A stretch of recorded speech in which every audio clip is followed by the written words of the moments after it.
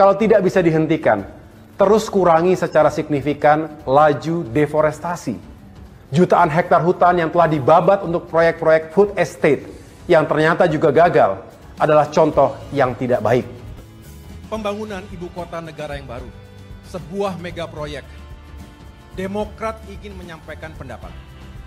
Demokrat setuju untuk pembangunan pusat pemerintahan yang baru, mengingat kondisi kota Jakarta sudah tidak ideal lagi.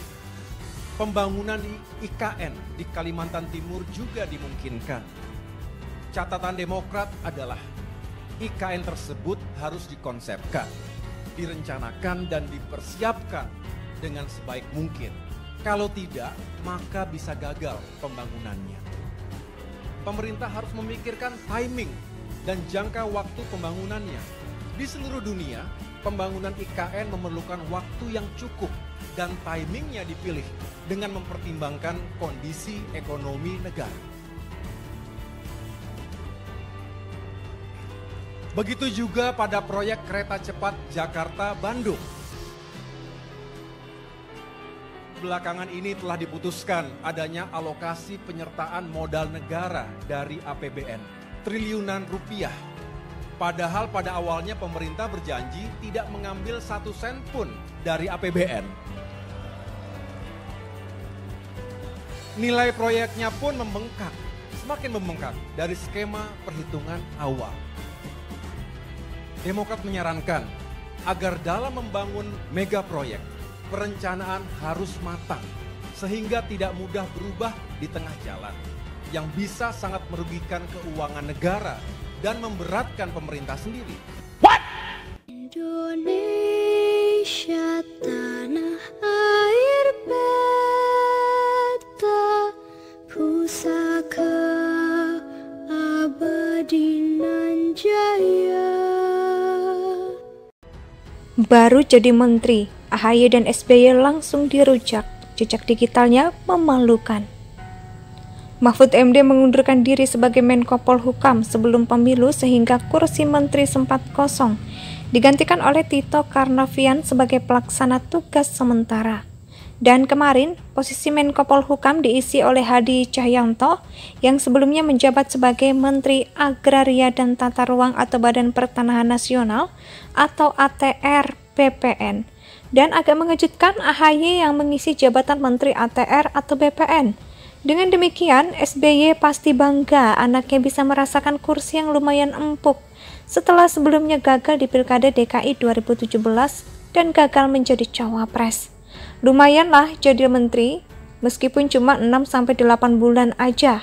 Tapi baru aja dilantik, AHY udah sesumbar mengaku dapat jaminan masuk di gerbong pemerintahan Prabowo Gibran. Belum jelas bakal dapat apa, tapi AHY ngomong gitu. Di media sosial, sudah ada meme sindiran di mana ada 2 presiden yang cari kerja buat anaknya. Jokowi cawe-cawe supaya anaknya jadi wakil presiden dan SBY turun gunung. Hasil tidak sia-sia karena anaknya jadi menteri. Yang paling parah kena rujak netizen adalah AHY karena jejak digitalnya sangat banyak dan terpampang jelas di dunia maya. Salah satunya adalah ketika dia mengkritik soal food estate saat jadi pembicara di forum Visipol Leadership di UGM. Dia bilang proyek food estate di Kalimantan jutaan hektar hutan dibabat habis, tapi hasilnya malah gagal. Mau gimana lagi, sedangkan Kalimantan adalah salah satu paru-paru dunia. Masih ada banyak bukti lain. Pada September 2021, AHY mengatakan Demokrat akan terus berada di luar pemerintahan dan konsisten menyampaikan kritik yang membangun terhadap pemerintah. Kalau mereka kasih masukan atau kritik yang konstruktif, jangan dianggap sebagai perlawanan. Pada September 2022, AHY membuat satu statement yang heboh.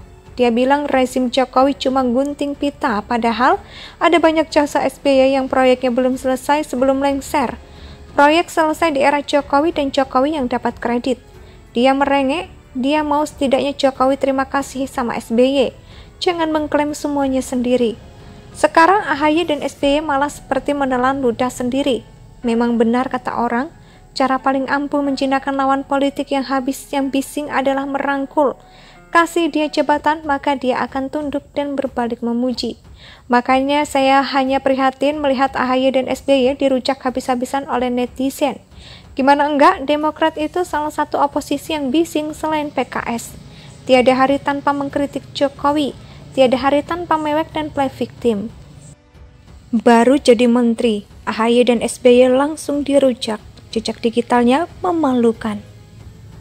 Mahfud MD mengundurkan diri sebagai Menko Polhukam sebelum pemilu sehingga kursi menteri sempat kosong, digantikan oleh Tito Karnavian sebagai pelaksana tugas sementara. Dan kemarin, posisi Menko Polhukam diisi oleh Hadi Cahyanto yang sebelumnya menjabat sebagai Menteri Agraria dan Tata Ruang atau Badan Pertanahan Nasional atau ATR BPN. Dan agak mengejutkan AHY yang mengisi jabatan Menteri ATR atau BPN. Dengan demikian, SBY pasti bangga anaknya bisa merasakan kursi yang lumayan empuk setelah sebelumnya gagal di Pilkada DKI 2017 dan gagal menjadi cawapres. Lumayanlah jadi menteri, meskipun cuma 6-8 bulan aja. Tapi baru aja dilantik, AHY udah sesumbar mengaku dapat jaminan masuk di gerbong pemerintahan Prabowo Gibran. Belum jelas bakal dapat apa, tapi AHY ngomong gitu.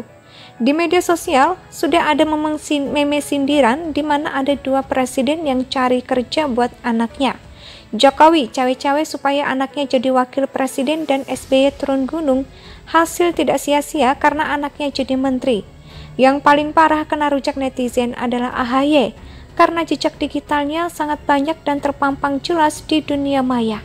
Salah satunya adalah ketika dia mengkritik soal food estate saat jadi pembicara di forum Visipol Leadership di UGM.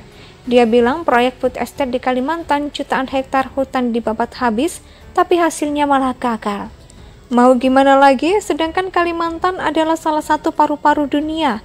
Masih ada banyak bukti lain. Pada September 2021, AHY mengatakan Demokrat akan terus berada di luar pemerintahan dan konsisten menyampaikan kritik yang membangun terhadap pemerintah. Kalau mereka kasih masukan atau kritik yang konstruktif, jangan dianggap sebagai perlawanan. Pada September 2022, AHY membuat satu statement yang heboh. Dia bilang rezim Jokowi cuma gunting pita, padahal ada banyak jasa SBY yang proyeknya belum selesai sebelum lengser. Proyek selesai di era Jokowi dan Jokowi yang dapat kredit. Dia merengek, dia mau setidaknya Jokowi terima kasih sama SBY. Jangan mengklaim semuanya sendiri. Sekarang AHY dan SBY malah seperti menelan ludah sendiri. Memang benar kata orang, cara paling ampuh menjinakkan lawan politik yang bising adalah merangkul. Kasih dia jabatan, maka dia akan tunduk dan berbalik memuji. Makanya saya hanya prihatin melihat AHY dan SBY dirujak habis-habisan oleh netizen. Gimana enggak, Demokrat itu salah satu oposisi yang bising selain PKS.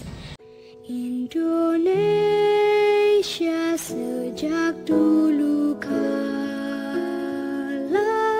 tetap dipuja-puja bangsa.